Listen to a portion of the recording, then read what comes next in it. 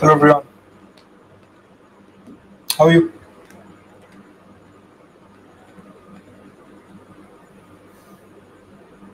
क्या चल रहा है?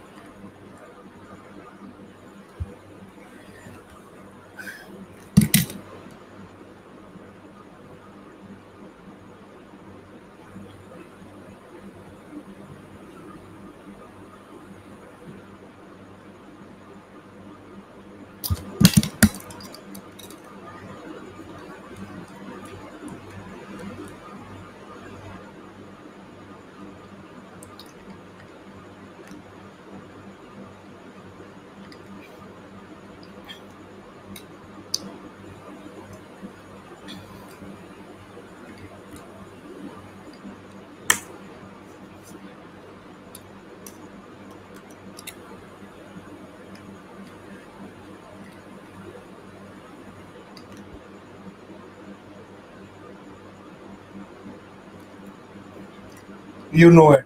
Referral code Mudit Gupta, 10% discount, iconic subscription, live and recorded lectures, personalized guidance, daily mains answer writing, और जितने भी टॉप एजुकेटर्स हैं अकेडमी के सबके कोर्सेज का access, comprehensive coverage, GS, CS, CSAT, current affairs और optional. You can use my referral code Mudit Gupta for 10% discount on Academy Plus. आप क्या टेलीग्राम चैनल ज्वाइन कर सकते हो for all the updates about my special and the plus classes.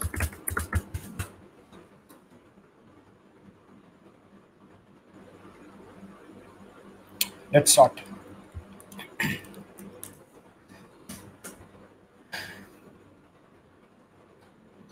सबसे पहले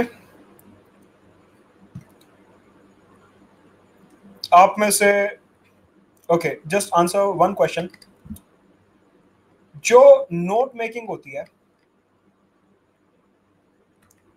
क्या ये इंपॉर्टेंट है? पहला सवाल ये उठता है, क्या नोट मेकिंग इंपॉर्टेंट है? पहला सवाल ये उठता है. या पीडीएफ वगैरह से काम चल सकता है, या पीडीएफ वगैरह से और शॉर्टकट वगैरह से काम चल जाएगा अपना? पहला सवाल ये उठता है.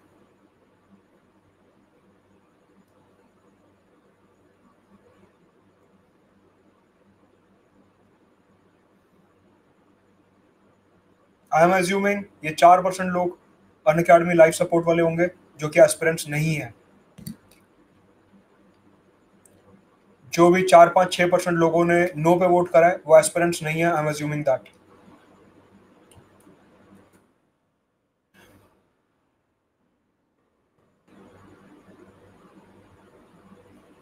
क्योंकि बिना नोट मेकिंग के अगर आप सोच रहे हो एग्जाम निकलेगा तो वो तो नहीं होने वाला. It is extremely important.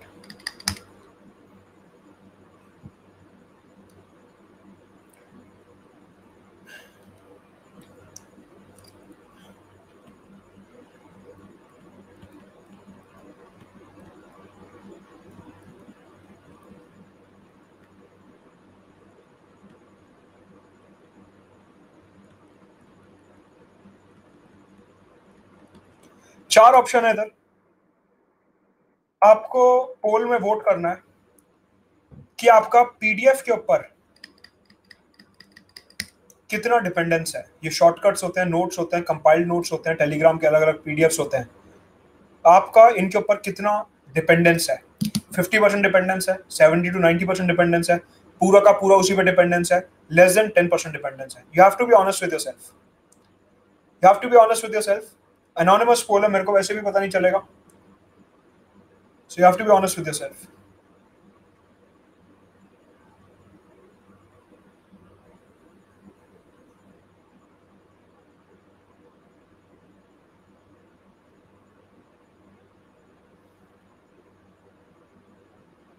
All right. दूसरी बात ये हो गई, ठीक है. तीसरा सवाल उठता है जो मैंने बहुत ऑफन सुना है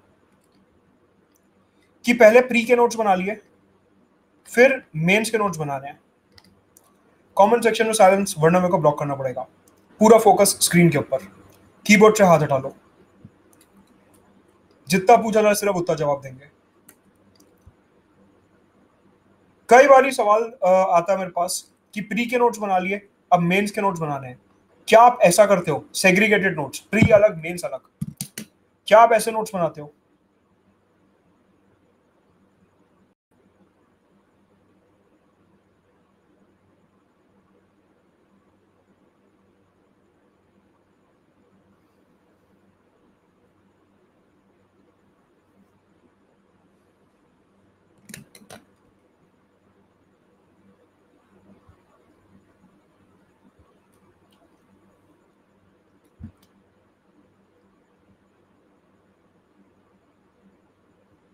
राइट। कहने का मतलब है, पहली बात, नोट मेकिंग बहुत इंपॉर्टेंट है, ये सवाल यहां से क्लियर होता है। दूसरा, पीडीएफ वगैरह के ऊपर ज्यादा डिपेंडेंसी नहीं होनी चाहिए, क्योंकि एंड में पीडीएफ के दम पे आप प्री तो निकाल लोगे, लेकिन जब मेंस में लिखने की बारी आएगी तो कुछ लिख नहीं पाओगे। प्री के स्कोर से कभी आपकी रैंक डिसाइड नहीं होती, रैंक आपकी हमेशा मेंस के स्कोर पे डिसाइड होती है। तो शॉर्ट टर्म चीज के चक्कर में लॉन्ग टर्म पिक्चर मत भूलो। अगर पीडीएफ रट रटा के प्रीलिम्स निकल भी रहा है तो मेंस में स्कोर कम आएगा और फिर रैंक नहीं निकलेगी या फिर सर्विस अच्छी नहीं मिलेगी। As simple as it can get. Mains के स्कोर पे रैंक निकलती है, प्री के स्कोर पे कभी रैंक नहीं निकलती। एक बार आप प्री के कट ऑफ पे पहुंच गए, उसके ऊपर चाहे सॉल्व करो चाहे ना करो, फर्क नहीं पड़ेगा। लेकिन मेंस में अगर एक क्वेश्चन भी स्किप कर रहे हो तो रैंक नीचे होती जाएगी। अग्रीड?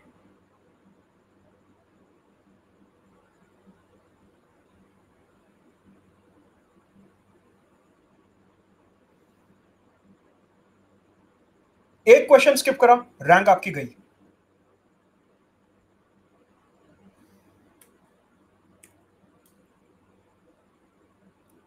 दूसरी बात जो यहां पे बताना चाहूंगा, फॉर एग्जाम्पल एक क्वेश्चन लेते हैं।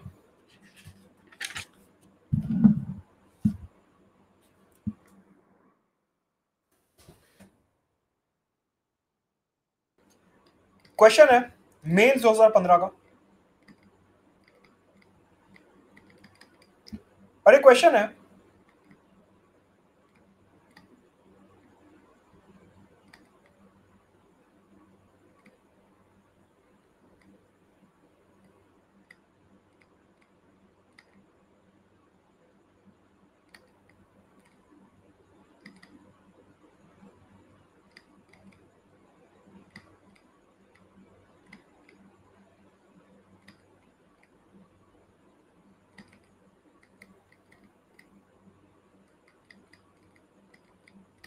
How different would have been the achievement of freedom struggle without Gandhi, discuss. Mains 2015 का क्वेश्चन है कि अगर महात्मा गांधी नहीं होते स्ट्रगल में तो हमारा फ्रीडम स्ट्रगल कितना अलग होता।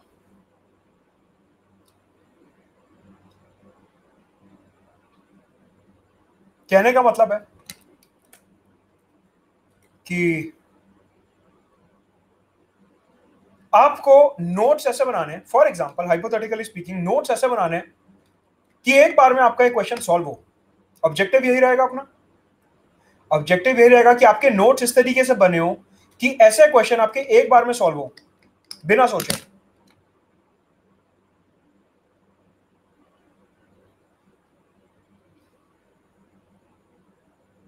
कहने का मतलब यह है,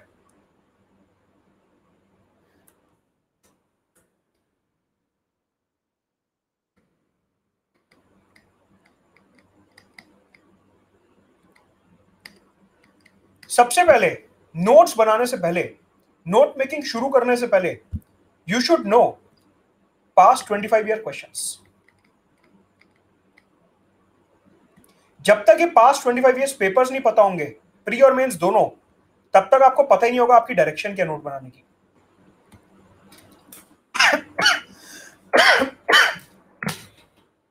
बिना प्रीवियस ईयर क्वेश्चन देखे आप कॉम्प्रिहेंसिव नोट्स नहीं बना सकते, क्योंकि आपको डायमेंशंस नहीं पता चलेंगे कि किस डायमेंशन में आपको नोट्स बनाने हैं।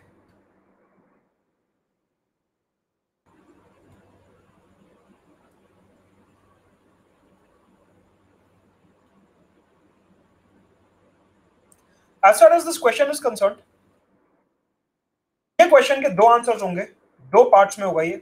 एक, महात्मा गांधी के पॉजिटिव पॉइंट्स हाईलाइट करते हुए कि अगर महात्मा गांधी नहीं होते तो ये सारी अच्छी बातें नहीं हो पाती, और एक, महात्मा गांधी के थोड़े से क्रिटिकल पॉइंट्स हाईलाइट करते हुए कि अगर महात्मा गांधी नहीं होते तो शायद ये चीजें अच्छी हो सकती थी। एक व्यू पॉइंट मिलता है, व्यू पॉइंट मिलता है।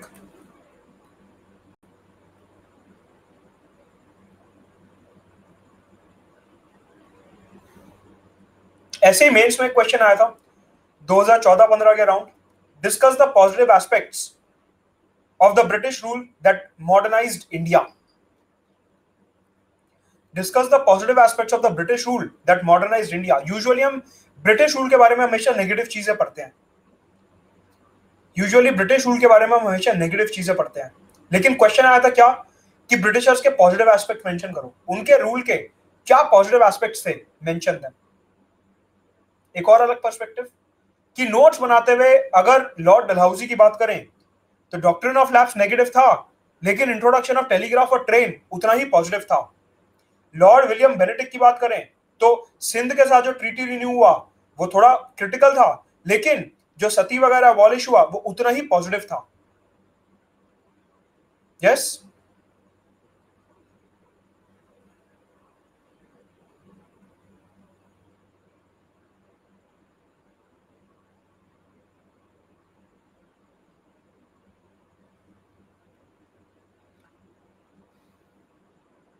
कहने का मतलब है प्रीवियस ईयर क्वेश्चन देख के आपको समझ आएगा कि किस किस डायमेंशन से आपको अपने नोट्स में लिखना है। बिना प्रीवियस ईयर के वो बात समझ नहीं आएगी। पिछले 25 साल के क्वेश्चंस 1995 से 2020 तक।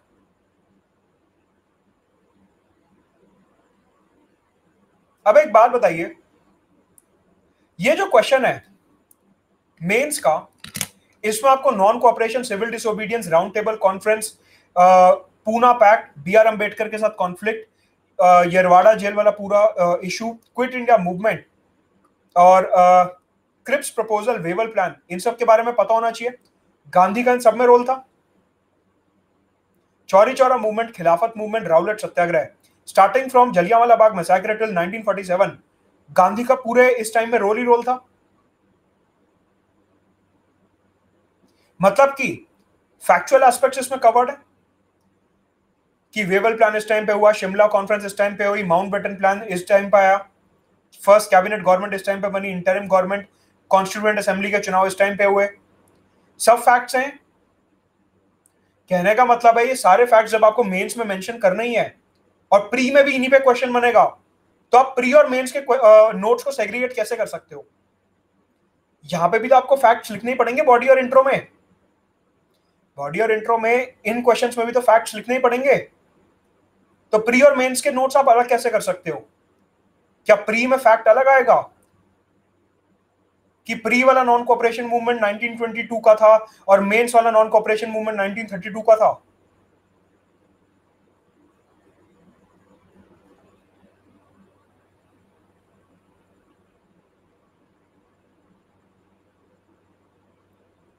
नोट्स बनेंगे कॉम्प्रिहेंसिव एक ही बारी में,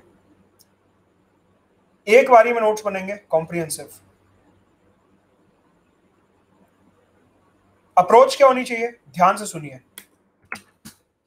हमने देख लिया नोट मेकिंग का पहला स्टेप है past 25 years paper. Note making का दूसरा स्टेप है comprehensive notes, pre plus mains एक साथ।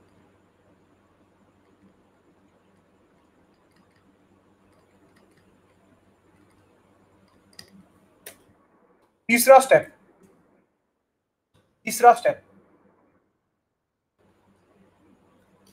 एक डाउट जो सबसे ज्यादा मेरे पास आता है, सर देखो हमारे को पबजी खेलने से तो टाइम नहीं है, फिर इंस्टा पे अपनी तैयारी का एक ऑफिशियल पेज भी बनाना है, माई प्रिपरेशन जर्नी करके, उसमें अलग अलग मार्कर से कलर करके फोटो भी लगानी है और फिर कोट्स भी डालने रोज के, टेलीग्राम चैनल में न्यूज़पेपर भी शेयर करना है, वरना उस ग्रुप के एडमिन मेरे को एडमिन कैसे बनाएंगे, तो ये सारी चीजें भी करनी है, जरूरी है ये सब भी करियर में आगे बढ़ने के लिए। तो मेरे को एनसीईआरटी के नोट्स बनाने का टाइम नहीं मिल पा रहा, एनसीईआरटी के नोट्स बनाने का मेरे को टाइम नहीं मिल पा रहा क्योंकि एक्स्ट्रा करिकुलर में भी पार्ट लेना है, क्योंकि कॉलेज लाइफ चल रही है अभी, एस्पिरेंट थोड़ी ना, कॉलेज लाइफ चालू है अभी, हर क्लब का मेंबर बनना है, सोसाइटी में पार्टिसिपेट करना है, वरना फिर प्लेसमेंट में क्या बोलूंगा।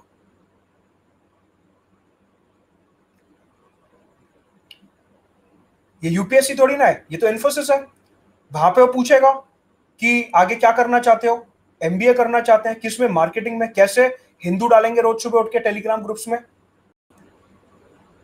प्रमोशन होगा, वो सैंपल कॉपी देख के सब्सक्रिप्शन खरीदेगा।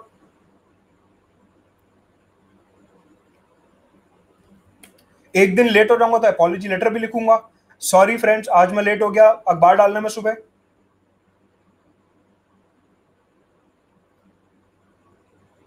उसके बाद फिर अगर मैं थोड़ा सीनियर हो गया हूं अब, तो मेरे को आंसर भी चेक करने सबके, चाहे मेरे से खुद 2 वर्ड नहीं लिखे जा रहे, लेकिन मैं सामने वाले का आंसर चेक करके बताऊंगा कि देखो तुम ना कंक्लूजन में ऐसे सही कर दो तो थोड़ा अच्छा रहेगा। असल जिंदगी में उसने खुद ने आज तक आंसर नहीं लिखा, लेकिन वो दूसरे का चेक करके कि ग्रुप में वर्चस्व बना रहना चाहिए। वासीपुर में सिर्फ सरदार खान रहेगा।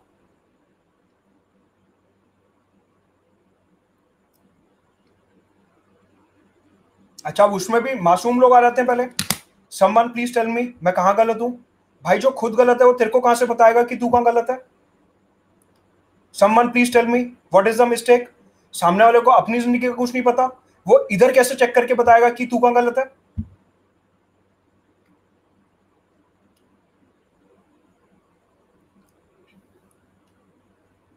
So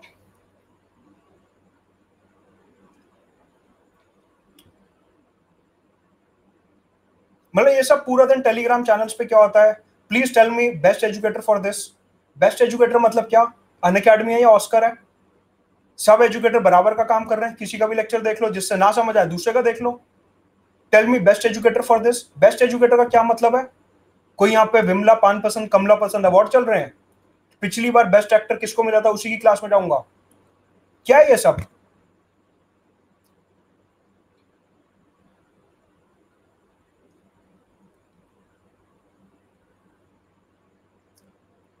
please send me PDF. अब ये मैसेज पढ़ते ही वो आंखें लाल हो जाती हैं, पीडीएफ मांग लिया, मेरे पास तो कलेक्शन है, पता कैसे चलेगा मेरी हार्ड ड्राइव भरी पड़ी है पीडीएफ से? इतने सालों से जो अलग अलग टेलीग्राम से पुराने एडिशन के पीडीएफ, नए एडिशन के पीडीएफ, आने वाले पीडीएफ जो इकट्ठे कर रहे हैं वो कब काम आएंगे? इसी टाइम पे तो काम आएंगे।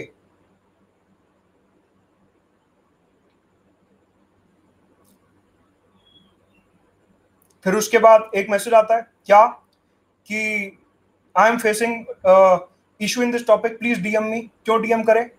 उसे अपनी पढ़ाई नहीं करनी? स्ट्रैटेजी पे फोकस कर रहा हूं। इतना फोकस अगर स्ट्रैटेजी नोट मेकिंग पे दिखाया होता तो एक क्लास मेरे को रखनी ना पड़ती। रियलिटी चेक दे रहा हूं, कोई शौक नहीं है मेरे को क्लास कंटेंट करने का। ऐसे कोर्स करेक्शन इसे ही कहते हैं।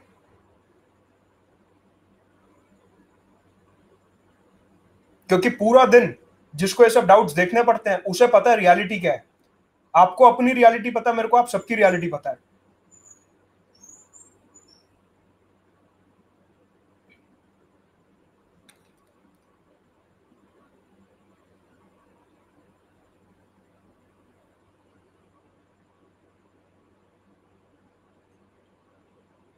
कहने का मतलब है इन सब चीजों में टाइम मत वेस्ट करो, इन सब चीजों से टाइम बचाओ। और ये जो सवाल पूछते हो सर नोट बनाने में बहुत टाइम लगता है, इन सब चीजों से टाइम बचा के अपना एनसीईआरटी में टाइम लगाओ, स्टैंडर्ड बुक्स में टाइम लगाओ। नोट मेकिंग जरूरी है, एनसीईआरटी की भी जरूरी है।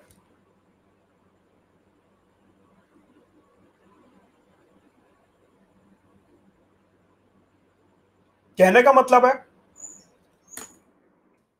एनसीईआरटी में से ज्यादातर ज्यादातर प्री बेस्ड फैक्ट्स निकल के आते हैं, जो छोटी क्लास की एनसीईआरटी होती है, मेनली 6 से 10th, मेनली 6 से 10th प्री बेस्ड फैक्ट्स निकल के आएंगे। 11th और 12th क्लास की एनसीईआरटी में मेंस बेस्ड एनालिसिस निकल के आएगा, mainly political science, sociology, social change and development, और आपका ये इंडिया कंटेम्प्रेरी वर्ल्ड। 11th-12th की एनसीईआरटी में से मेंस बेस्ड एनालिसिस निकल के आता है। तो कहने का मतलब है, तीसरा पॉइंट है कि एनसीईआरटी के नोट कंपलसरी हैं। बनाने कैसे अभी बताऊंगा। अब जब मैं बोलता हूं एनसीईआरटी, एनसीईआरटी का मतलब सिर्फ बीच का टेक्स्ट नहीं है। एनसीईआरटी का मतलब है बीच का टेक्स्ट, उसका डू यू नो, उसकी बैक एक्सरसाइजेस, ये थंब रूल है, इंक्लूडिंग बैक एक्सरसाइजेस। ये जो पूरा दिन मॉक क्वेश्चन टेस्ट सीरीज करते हो, उसकी जगह बैक क्वेश्चन करो, ज्यादा कॉन्फिडेंस आएगा, पता चलेगा कितने क्वेश्चन सही हैं, कितने कॉन्सेप्ट्स गलत हैं। बैक एक्सरसाइजेस कंपलसरी है, चाहे कोई सी भी क्लास की करो। आपने देखा होगा हर एनसीईआरटी चैप्टर के लास्ट में दो तरीके के सब्जेक्टिव टाइप के क्वेश्चन दिए होते हैं, answer in brief 50 to 100 words and answer at length 200 words. देखा कभी ध्यान से? एनसीईआरटी के एंड में दो तरीके के क्वेश्चन होते हैं, ऑब्जेक्टिव तो होते ही हैं।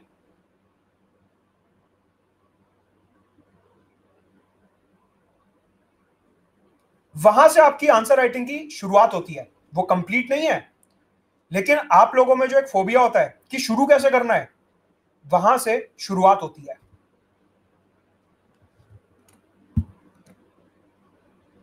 पहले 50 वर्ड 100 वर्ड लिखने की आदत डालो, फिर 200-250 वर्ड्स पे जाना, स्टेप बाय स्टेप। और वो जो आंसर्स हैं वो आपके नोट्स में से निकल के आएंगे। पॉइंट क्लियर है?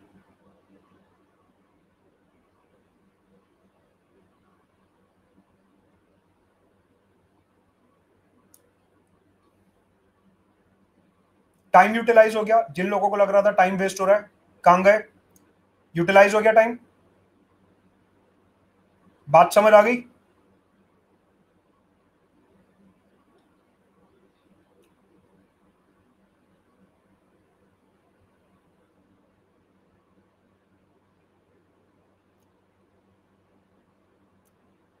बैक एक्सरसाइजेस कुछ नहीं है, चैप्टर पलटोगे ना, हर चैप्टर के एंड में क्वेश्चंस दिए हुए हैं, वो बैक एक्सरसाइजेस हैं।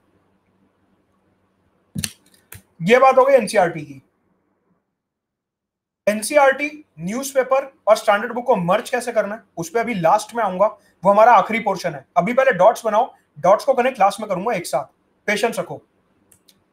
एनसीईआरटी के नोट्स बनाने हैं, साथ के साथ जो भी स्टैंडर्ड बुक्स पढ़ रहे हो आप, उनके नोट्स बनाने ही बनाने हैं। स्टैंडर्ड बुक्स में बैक एक्सरसाइजेस नहीं होती, forget about it. Standard books पढ़ते हुए आपको क्या करना है, यहां पे क्योंकि बैक एक्सरसाइजेस नहीं है, तो स्टैंडर्ड बुक पढ़ते हुए हम करेंगे पीवाईक्यू, प्री और मेंस दोनों के।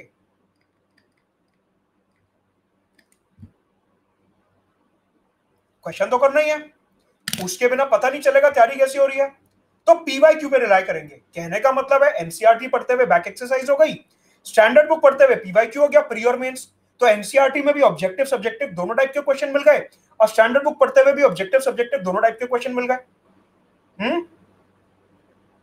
तो क्वेश्चन की जो कमी रहती है वो पूरी हो गई। यहां पे ऑथेंटिक क्वेश्चंस कर लिए, पहले साल के आए हुए और एनसीईआरटी के। क्वेश्चन ढूंढने की जरूरत ही नहीं और कहीं।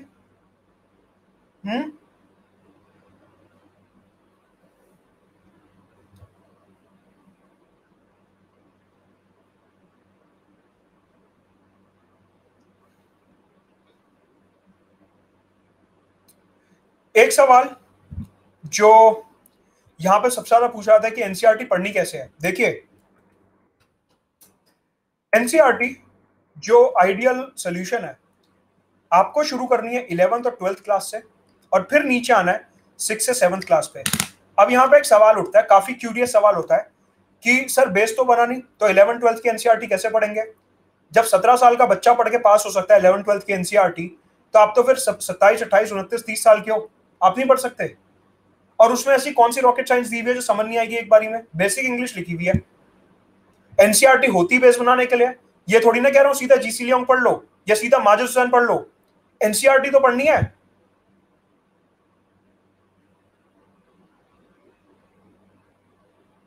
सत्रह साल का लड़का इसे पढ़ के बोर्ड दिया आता है, और बेसिक क्या basic, sun rises in the east लिखा है 6th क्लास की एनसीईआरटी में, वो बेसिक भी नहीं पता। इसका फायदा क्या है? इसका फायदा यह है कि 11th-12th की एनसीईआरटी में आपके 95% कॉन्सेप्ट्स कवर हो जाते हैं। एक बार आपने इसको टाइम लगा के पढ़ लिया, तो 6 से 10th में आपको 1/4 टाइम लगने वाला है। ये मैं लिख के देता हूं, 1/4 टाइम लगेगा, क्योंकि 6th और 10th में जो लिखा है वो ऑलरेडी आप कवर कर चुके हो। तो यहां पे पहाड़ उतरना आसान होता है, जब चढ़ा जाता है ना तो मुश्किल होता है। तो पहाड़ उतरो, चढ़ो मत पहाड़ पे कि बेसिक से चढ़ना है। पहले मैं देखूंगा पहाड़ नीचे से कितना चौड़ा है, ऊपर कहीं लैंडस्लाइड आ गया तो मैं फिसल गया तो। जिंदगी लूनी टून्स नहीं है कि जितना सुहाना दिन उतनी आसान एनसीईआरटी, ऊपर से नीचे जाओ।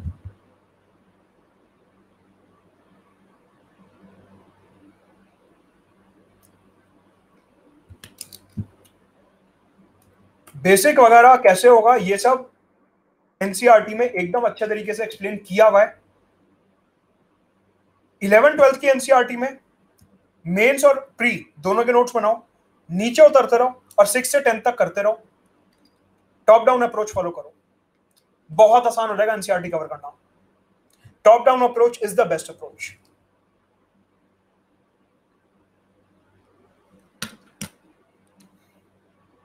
सीधी सी बात है, एक बात बताओ, आपने एक बार कोरियोलिस फोर्स के बारे में पढ़ लिया, एक बार आपने पढ़ लिया rotation of earth, revolution of earth, circle of illumination, seasons, उसके बाद 6 से 10th में तो इन्हीं सबका रेपिटेशन है।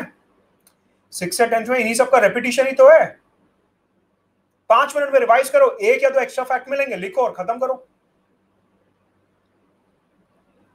बात समझ आती है?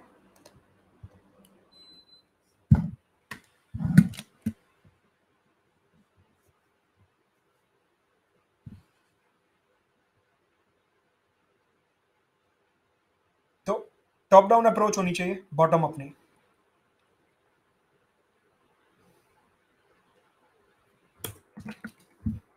एक बारी लैडर कंप्लीट हो गई, एक बार ये कंप्लीट हो गया, jump to standard book. Jump to standard book.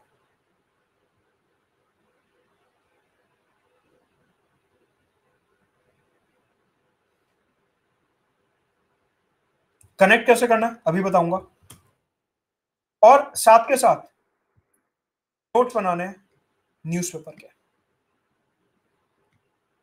सबसे ज्यादा जो लेजीनेस मेरे को दिखती है वो इधर दिखती है कि सर बहुत टाइम जाता है, तो टाइम बचा के करना भी क्या है, इन्वेस्टमेंट है ये, कोई टाइम खराब थोड़ी ना हो रहा है। इन्वेस्टमेंट है, अखबार नहीं पढ़ोगे, पीडीएफ पढ़ोगे, कंपाइलेशन पढ़ोगे, सिलेक्शन नहीं होगा। सीधी सी बात है, बहुत बेसिक से एग्जांपल देता हूं, ध्यान से समझना, ध्यान से समझना। न्यूज़पेपर ना पढ़ के और नोट्स वगैरह ना बना के आपने रोज के 2 घंटे बचा लिए, साल के 365 दिन है,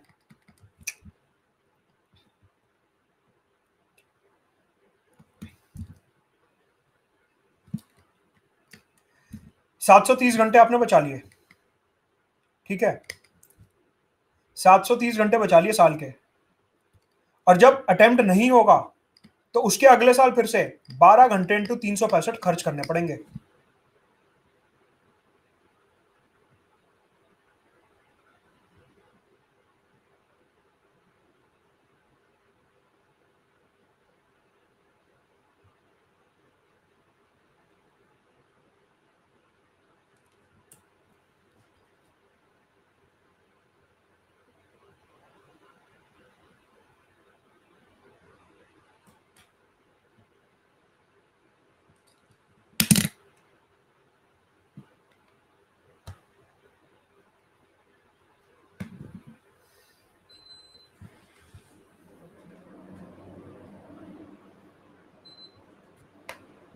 समझ आती कैलकुलेशन?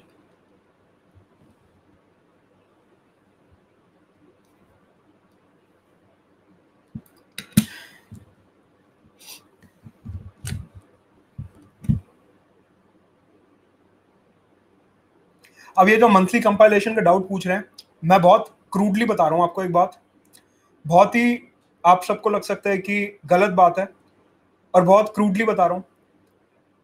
ये जो पीडीएफ पढ़ने वाले होते हैं ना, सबसे ज्यादा इनका हाल पता है क्या होता है?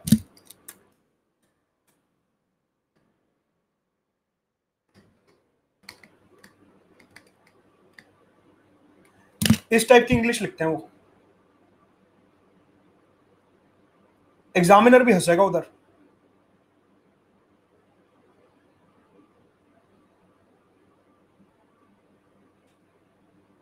तो पीडीएफ पढ़ के अपने फैक्ट्स दिखा दोगे, लेकिन इन्हें लैंग्वेज दिखानी है ना, आंसर राइटिंग, कहां कॉमा लगाना है, कहां फुल स्टॉप यूज करना है, ये कर नहीं पाओगे। ये अखबार से समझ आएगा।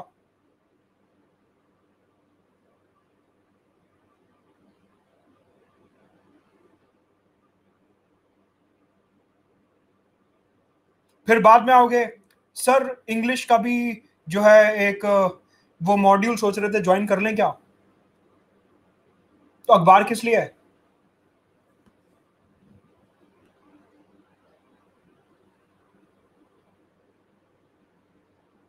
सर आंसर राइटिंग में प्रॉब्लम आ रही है, इंग्लिश वीक है।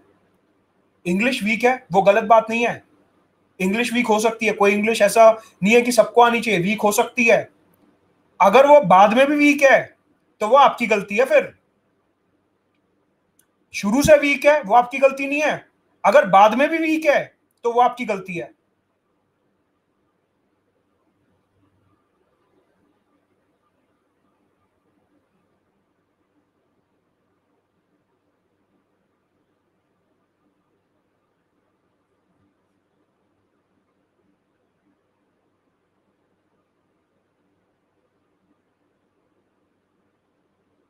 कोई इंग्लिश सीख के थोड़ी ना पैदा होते हैं।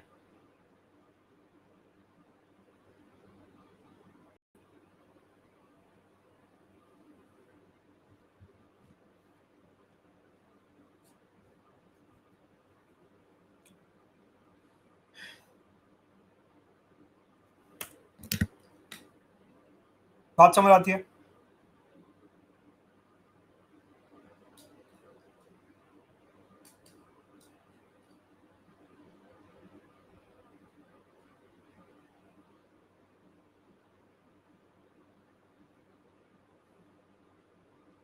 सवाल उठता है डॉट्स को कनेक्ट कैसे करना है, सबसे जरूरी पार्ट।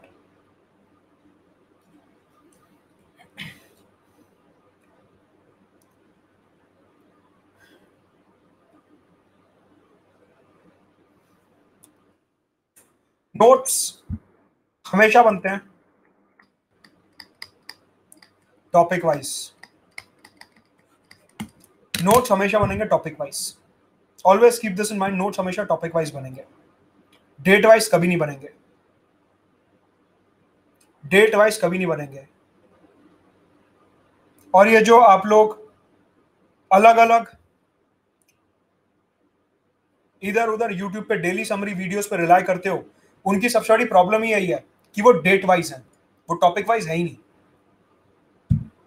डेट वाइज कभी आपको हेल्प नहीं करेगा।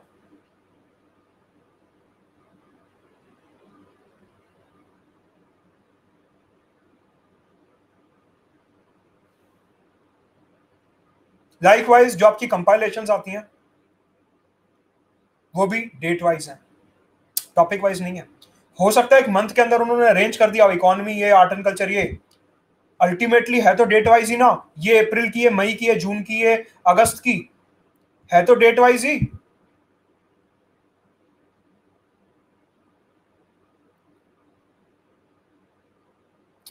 उस डेट वाइज में लिख दिया कि इस महीने का सीपीआई इतना है, पिछले 6 महीने का जो ट्रेंड है वो कौन दिखाएगा? वो तो नोट्स ही दिखाएंगे, वो पिछले 6 महीने का ट्रेंड थोड़ी ना लिखेगा उधर।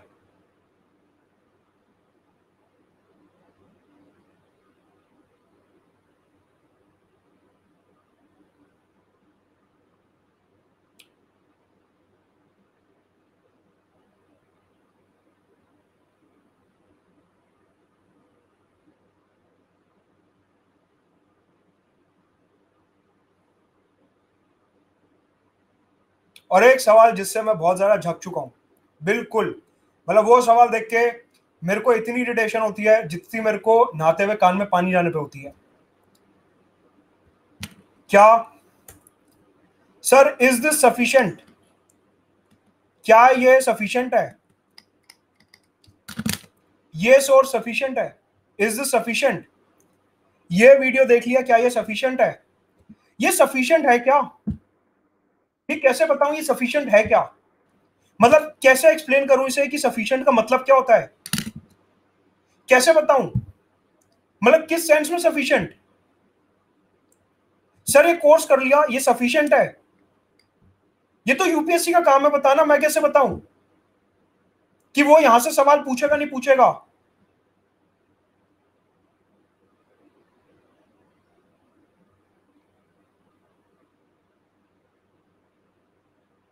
सर मैंने ये आपकी स्पेशल क्लास करी है करंट अफेयर्स की, क्या ये सफिशिएंट है?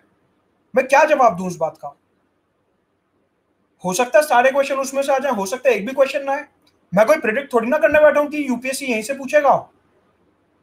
एजुकेटर हूं, कोई बेजान दारू वाला थोड़ी ना हो।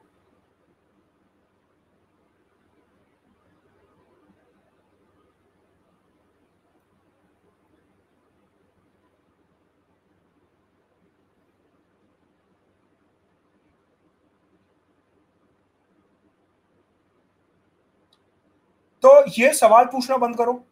सफिशिएंट सफिशिएंट, अखबार, स्टैंडर्ड बुक और एनसीईआरटी जब तक पढ़ रहे हो, ये सफिशिएंट है, ये मैं लिख के दे सकता हूं, ये सफिशिएंट है।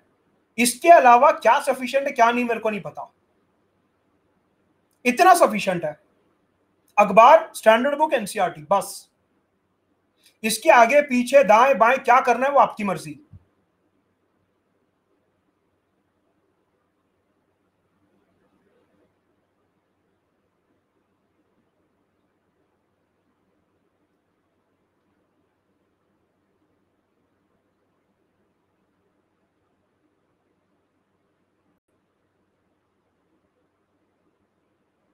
बात समझ आ रही है?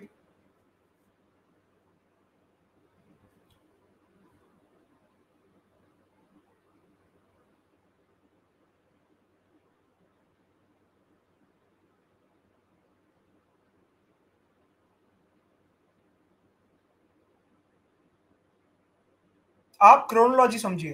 पहले नया एस्पिरेंट टेलीग्राम ज्वाइन करता है, ग्रुप में घुसेगा, please tell me the best educator for this. वो उस एजुकेटर को ढूंढेगा, उसके पास जाएगा, इज योर कोर्स सफिशिएंट? वो एजुकेटर कहेगा हाँ। वो क्लास में बैठेगा, बुक्स छोड़ देगा और कहेगा पीडीएफ ले आओ। ये क्रोनोलॉजी है और ये आपको पता है।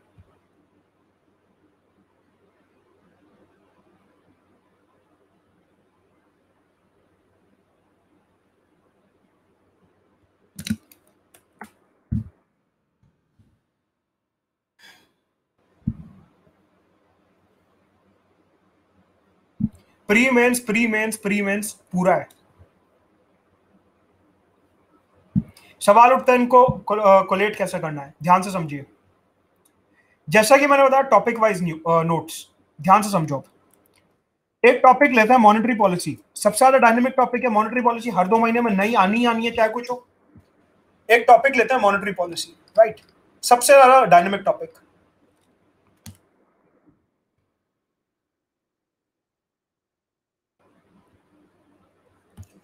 अब इसमें आपका हायरार्की क्या बनेगा? 12th क्लास की जो मैक्रो इकोनॉमी की एनसीईआरटी है उसके नोट्स यहां पे आ गए, करेक्ट?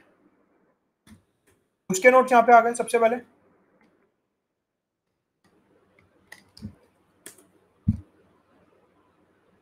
इसकी एक नोटबुक बना ली, शीट बना ली, फोल्डर बना लिया, जो भी बना लिया। अब इसमें जब जब मॉनेटरी पॉलिसी का अपडेट आए, अपडेट करते रहो।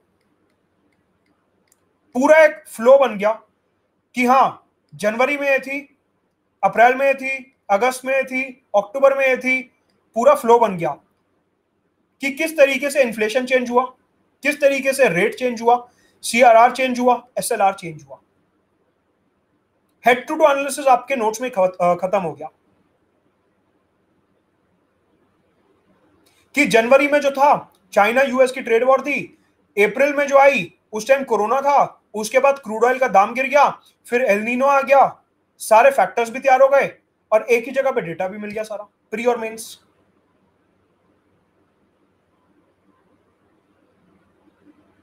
हाँ यहां पे साइड में छोटी सी डेट मेंशन कर देना कि ये इस तारीख को अखबार में आया था, टॉपिक वाइज तो बन ही गया और डेट का अंदाजा भी लग जाएगा। हम्म,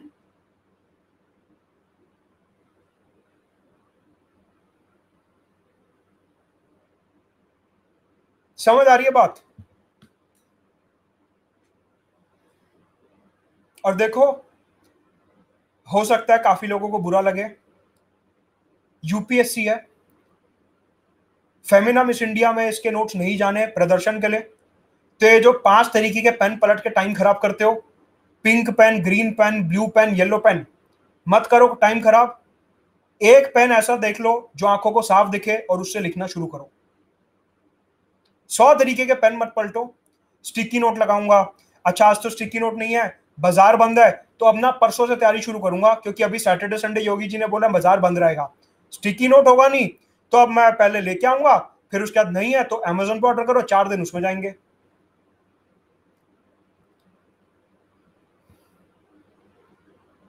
पोगो चैनल नहीं है कि मैड की तरह वहां पे सजावट करनी है। अपने नोट्स बनाओ ऐसे कि जो दिखे और रिवाइज हो जाए।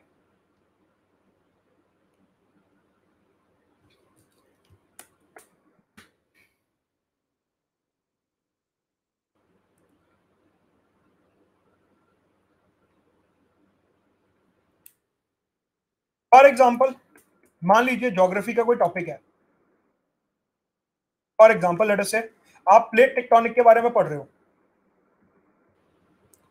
प्लेट टेक्टोनिक के बारे में पढ़ रहे हो, हायरार्की समझो यहाँ पे। सबसे पहले 11th और 12th में जितना भी एनालिसिस है, 11th और 12th में जितना भी एनालिसिस है, स्टेप नंबर 1 यहां पे कवर होता है। जीसी लियोंग खोली, जो जो एक्स्ट्रा पॉइंट मिला, प्लीज फोकस एक्स्ट्रा पॉइंट। पूरी की पूरी जीसी लियोंग दोबारा से मत लिख देना, 2 गुना टाइम लग जाएगा।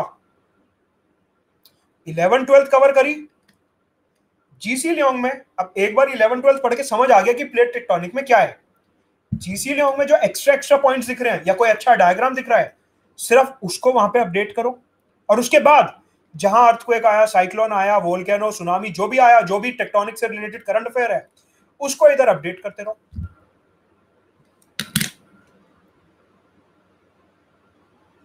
एनसीईआरटी, स्टैंडर्ड बुक, न्यूज़पेपर, तीनों चीजें एक ही साथ कवर हो गई टॉपिक वाइज। कि ये प्लेट टेक्टोनिक की बुकलेट हो गई। जब मेरे को रिवाइज करना होगा, स्टैटिक और करंट इसी में से रिवाइज करूंगा।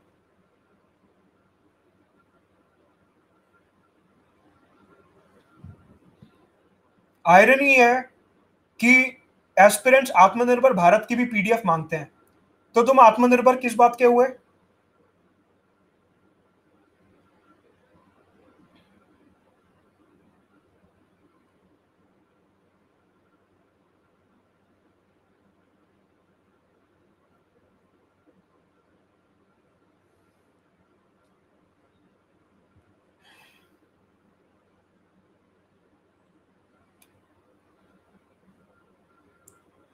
क्या करना है अब?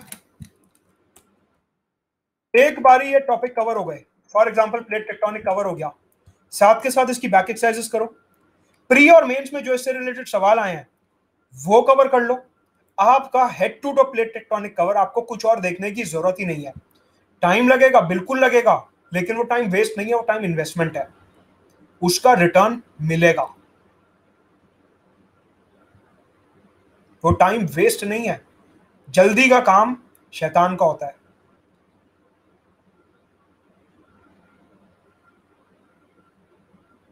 धीरे धीरे धीरे धीरे चलो, टॉपिक कवर होते रहेंगे।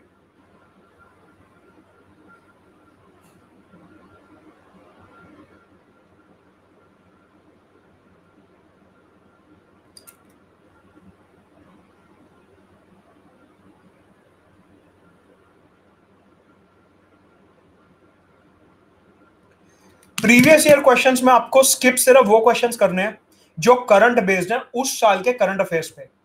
इकोनॉमी, आईआर, जो उस साल के करंट अफेयर्स पे बेस्ड क्वेश्चन है वो आप स्किप कर सकते हो इजीली। हिस्ट्री, ज्योग्राफी, जो स्टैटिक पोर्शन है, उसका एक भी क्वेश्चन स्किप नहीं करना।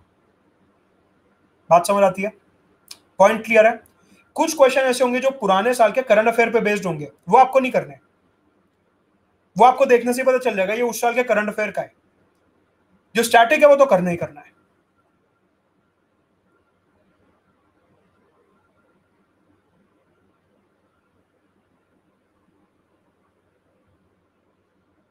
ट्वेंटी 25 ईयर्स इसलिए क्योंकि फॉर एग्जाम्पल अगर आप बात करो गांधीयन फेज की, जितने भी पॉसिबल डायमेंशंस हैं, डेटा का सैंपल साइज हमेशा बड़ा होना चाहिए फॉर करेक्टनेस।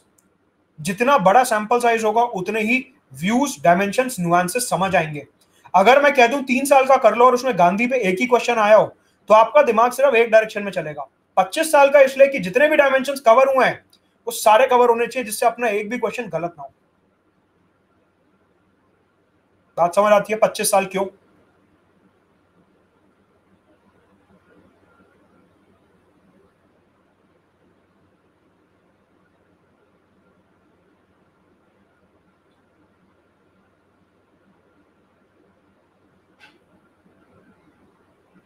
अब एक सवाल आ रहा है, कि कौन सी रीडिंग में नोट्स बनाने चाहिए, कौन सी रीडिंग में नोट्स बनाने चाहिए। देखिए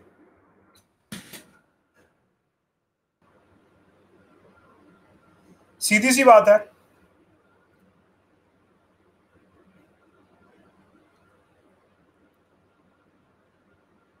देखो नाम टाइगर है और तीसरी बार में रोर करोगे तो कैसे चलेगा, पहली बार में रोर करो।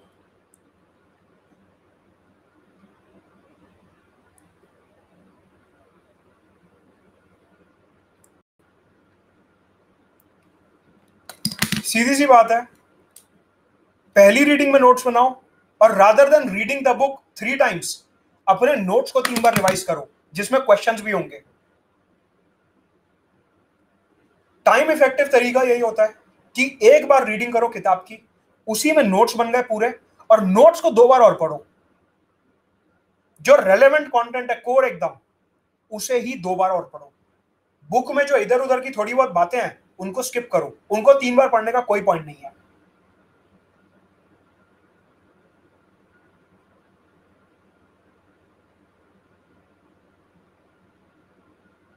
पॉइंट समझ आता है कि ये first reading, second reading, third reading का कोई फायदा नहीं है।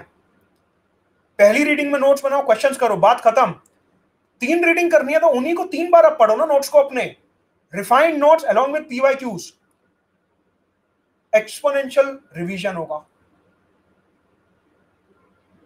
सिर्फ जो फोकस की बात है वो पढ़नी है, प्लेट टेक्टोनिक है, कन्वर्जन, प्लेट बाउंड्री, बात खत्म। In the geological era earlier this used to be that, now it is like this, so Himalayas have convergent plate boundary। 100 शब्द फालतू पढ़ोगे 3 बार, क्या फायदा उस चीज का। जो मुद्दे की बात है सीधा पढ़ो।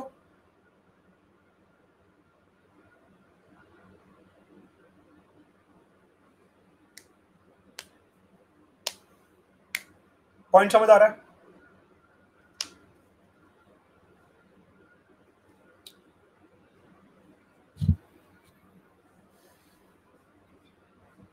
और फिर अपने आप से पूछना, आर दीज नोट्स सफिशिएंट, फिर अपने आप से पूछना, आर दीज नोट्स सफिशिएंट, और अगर जवाब हाँ है तो बस हो गई तैयारी।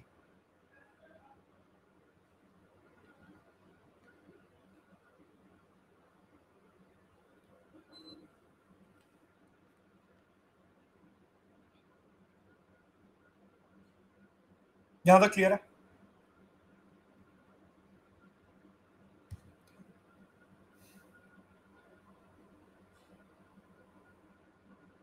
अब देखिए यहां पे एक सवाल आ रहा है कि एनसीईआरटी और स्टैंडर्ड बुक साथ में पढ़नी है या एनसीईआरटी स्टैंडर्ड बुक अलग अलग पढ़नी है। मेरी अप्रोच ये रहती है कि अगर आपने एक टॉपिक उठाया है उसको एक बार में पूरा कवर करो। फॉर एग्जाम्पल आपने प्लेट टेक्टोनिक उठाया है तो एनसीईआरटी से भी कवर कर लो और साथ के साथ स्टैंडर्ड बुक से भी एक साथ कवर कर लो, जिससे टॉपिक बार बार ना पढ़ना पड़े। तो मेरे हिसाब से बेस्ट अप्रोच रहती है एनसीईआरटी पैरेलल में स्टैंडर्ड बुक, ये कवर हो गया, फिर लोअर क्लास की एनसीईआरटी पे आ जाओ। 11th-12th एनसीईआरटी स्टैंडर्ड बुक, यहां से आपका 95% पोर्शन कवर। थोड़े बहुत जो फैक्ट्स रह गए उसको फिर 6 से 10th वाली एनसीईआरटी से कवर कर लो। बात समझ आती है। पैरेलल में चलो, टॉपिक वाइज।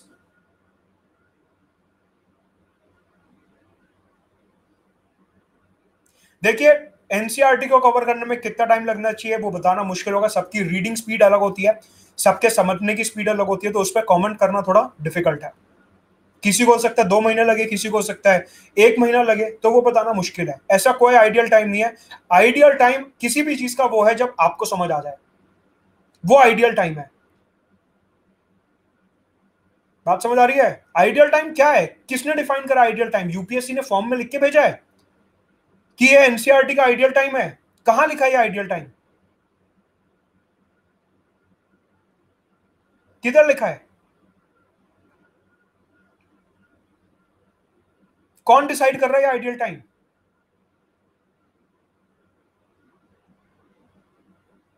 जब आपको समझ आ रहा है वो आइडियल है आपके लिए, दूसरे का आइडियल आपको क्यों फॉलो करना है? बात समझ आ रही है।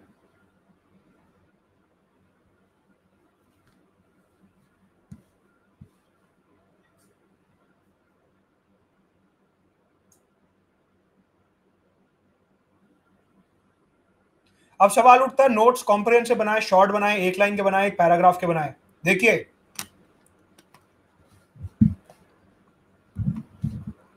शक्ल ऐसी है, मैं एंग्री हूं नहीं।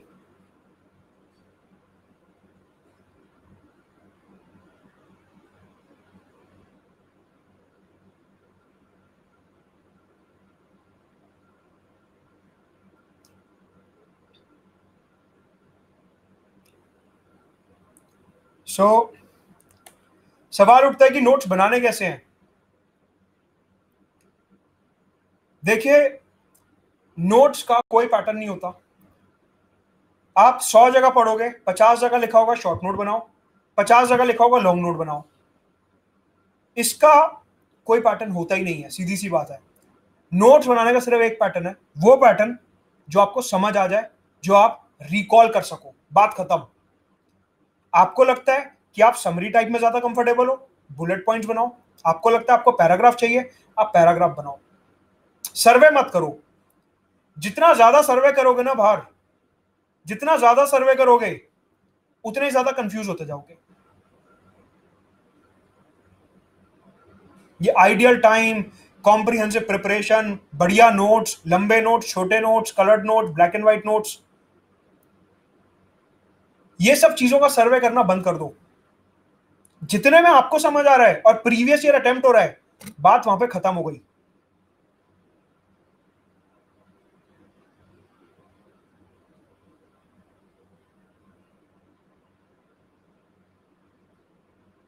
बात समझ आ रही है?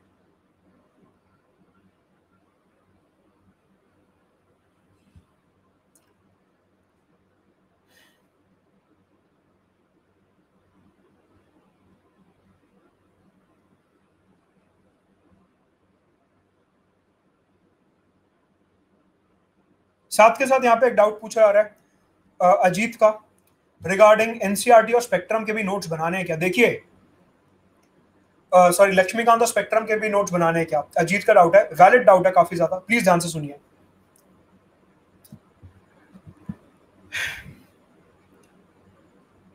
अनपॉपुलर ओपिनियन, आप में से काफी लोग अग्री नहीं करोगे, लक्ष्मीकांत मेंस के लिए सफिशिएंट नहीं है। लक्ष्मीकांत मेंस के लिए सफिशिएंट नहीं है। Even the recent trend shows की प्रीलिम्स के लिए भी सफिशिएंट नहीं है।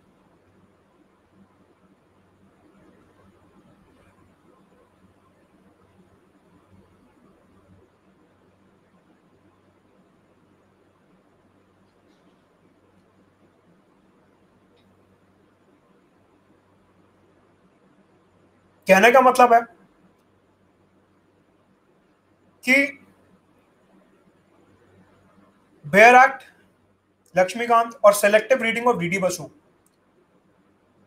along with current affairs from Hindu और इंडियन एक्सप्रेस, ये जाके आपका कॉम्प्रिहेंसिव पॉलिटी और गवर्नेंस बनाता है। सिर्फ लक्ष्मीकांत पढ़ लोगे और आपको लग रहा है आप सब कुछ कवर कर लोगे, आप अंधकार में हो। किताब अच्छी है, मैं किताब के लिए कुछ नहीं कह रहा, बट एग्जाम पैटर्न जो चेंज हो रहा है उसके लिए सफिशिएंट नहीं है। और ये मैं नहीं कहता, यूपीएससी का क्वेश्चन कहते हैं 2019, 18, 17 के क्वेश्चंस खोल के देख लो अपने आप।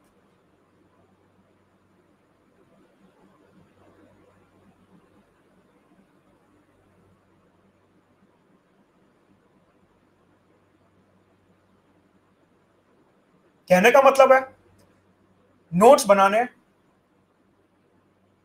टाइम लगेगा, ऑफ कोर्स टाइम बिल्कुल लगेगा, लेकिन एक बार ये जो तैयारी होगी ना, ये जो रोज रोज भटक जाते हो इधर उधर, वो भटकना बंद हो जाएगा। पेशेंस रखो, ठीक तरीके से तैयारी करो,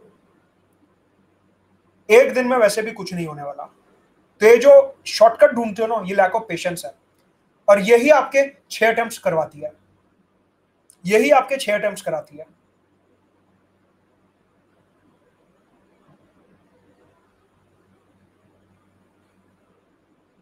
पेशेंस के साथ पढ़ो, तसल्ली के साथ पढ़ो, कॉम्प्रिहेंसिवली पढ़ो, और रिजल्ट देखना फिर।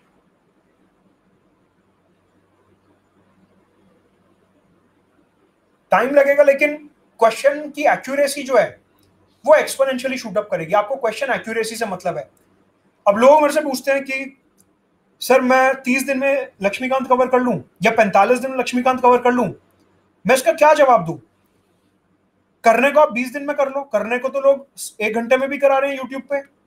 पॉइंट ये है कि आपको समझ आ रहा है, जितने में समझ आए उतने में करो ना। चाहे 1 महीना लग रहा है, 1.5 महीना लग रहा है, 2 महीना लग रहा है, समझ तो आना चाहिए। सिर्फ पढ़ने के लिए थोड़ी ना पढ़नी है कि फटाफट फटाफट लाइनें देख ली, कुछ समझ आ नहीं रहा लेकिन पढ़ ली, नाम के लिए हो गया कि पॉलिटी पूरी कर ली मैंने, अब क्वेश्चन सॉल्व हो नहीं रहे, फिर कहेंगे मैं तो भूल गया, रिवीजन नहीं करी। जब पढ़ा ही नहीं तो रिवीजन क्या करोगे? पहले पढ़ तो लो, समझ तो लो। दिमाग में टाइम बिठा लिया कि वो भैया ने बोला कि 1 महीने के अंदर पूरी करनी है तो मैं करके दिखाऊंगा, क्या समझ कुछ ना है, रीड कर दी उसे एक बारी बस, ऐसे हो गई लक्ष्मीकांत पूरी। कॉन्सेप्ट तो समझ लो। अभी एमसीक्यू की स्पेशल क्लास ली थी और पॉलिटी एमसीक्यू का कोर्स चल रहा है, 10% लोग आंसर सही नहीं दे पा रहे।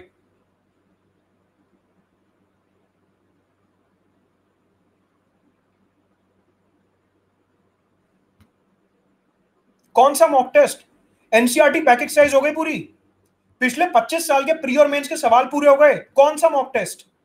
ये सब पूरा हो गया, इनके नोट्स बन गए, कौन सा मॉक टेस्ट बताओ?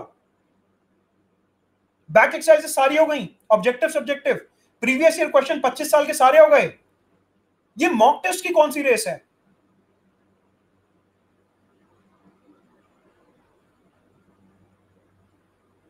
पहले जो हाथ में है वो तो कर लो।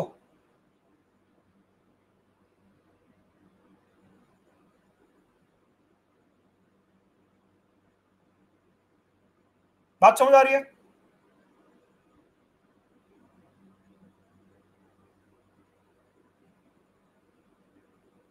यूनिवर्सल का ले लो, येलो वाली बुक आती है, बढ़िया है वो।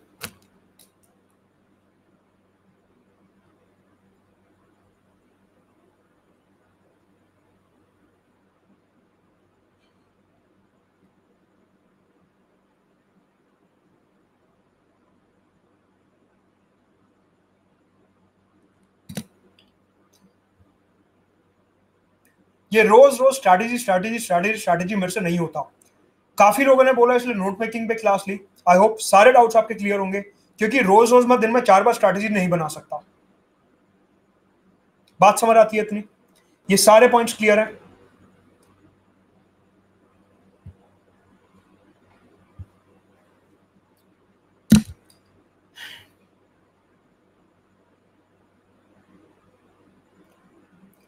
अब देखो, इतना सब बताने के बाद भी पूछ रहे how to revise current affair, तो जो नोट्स बनाए हैं ये किस लिए बनाए हैं? ये जो नोट्स बनाए हैं किस लिए बनाए हैं? How to revise current affair का क्या मतलब है यहाँ पे? ये नोट्स किस लिए बनाए हैं? ये नोट मेकिंग की क्लास क्यों थी?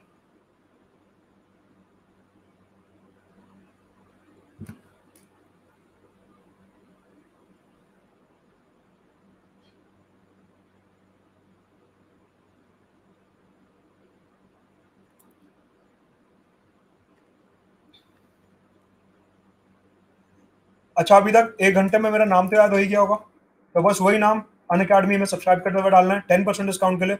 रेफरल कोड इधर टेलीग्राम चैनल पिंड है, बाकी सारे कोर्सेज वगैरह आते रहेंगे, इसको क्लिक कर लीजिए, सारी क्लासेस के लिंक इधर आ जाएंगे। Anything else?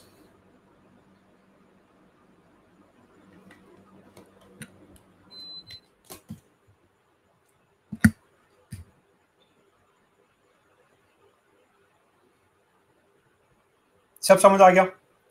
डायरेक्शन मिल गई, क्लियर हो गया सब?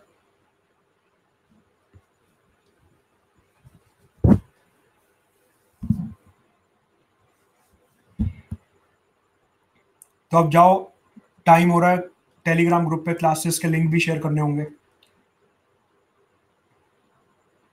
तो वो सब भी कर लो, वरना फिर बाद में सॉरी का अपॉलॉजी लेटर लिखना पड़ेगा।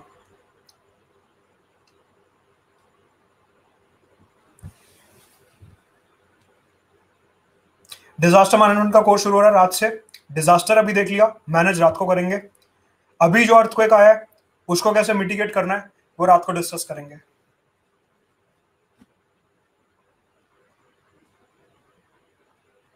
तब तक डेस्क के नीचे छुप के बैठो और पढ़ते रहो। Bye bye.